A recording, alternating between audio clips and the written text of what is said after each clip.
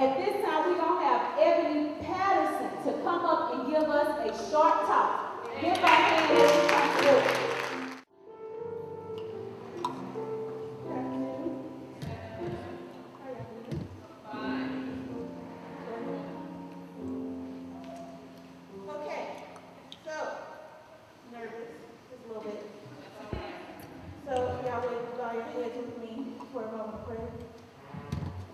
God, first off, we come saying thank you for having us this afternoon. We ask that you take away my nerves and let everyone be able to receive this word that I'm about to give them. In Jesus' name we pray. Amen. Amen. So today, I will be talking about faith.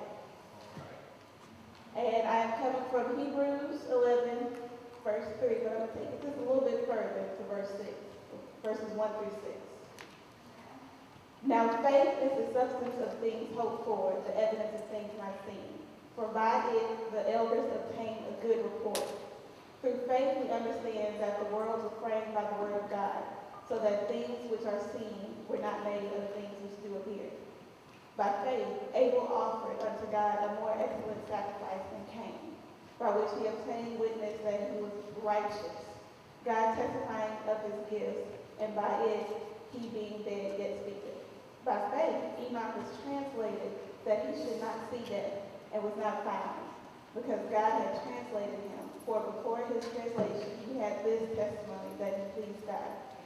But without faith, it is impossible to please him.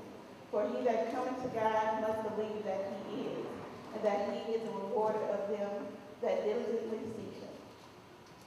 Faith is a firm expectation that God will do what he promised us. That is, first off, the definition of faith. You can't say you have faith unless you know what it is. Faith is designed to serve your beliefs, not your sight. As long as you have this faith described, it gives your soul substance. If you practice this faith, your soul will be filled with joy, and Christ lives in the souls that are filled with joy. Faith is not new.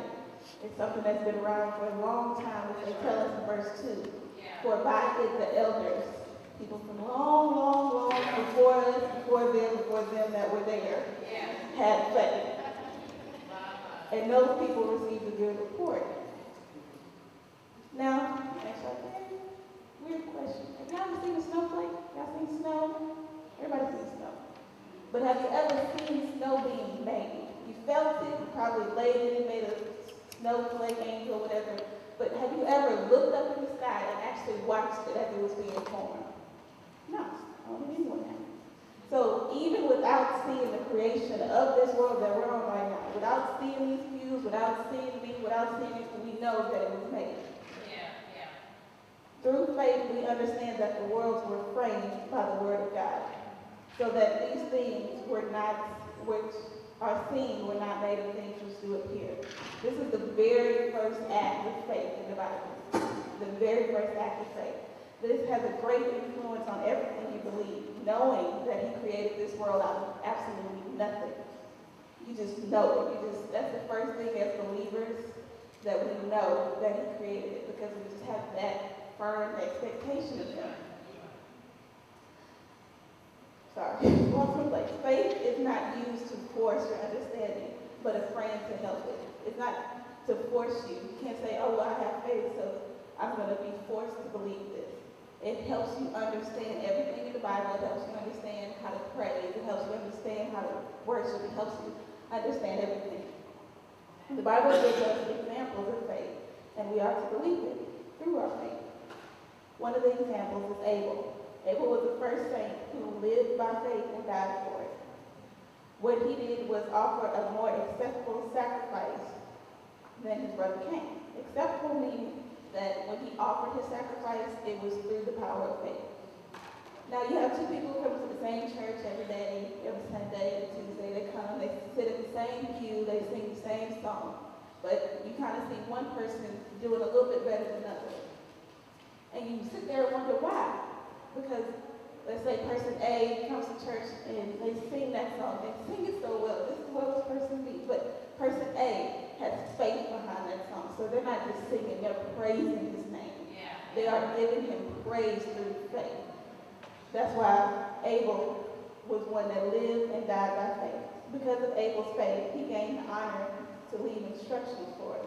That if our offerings are to be accepted, it must be through faith of God. Another example of a person with faith is Enoch. By faith, Enoch was translated that he should not see death. Yeah. Enoch pleased God. Yeah.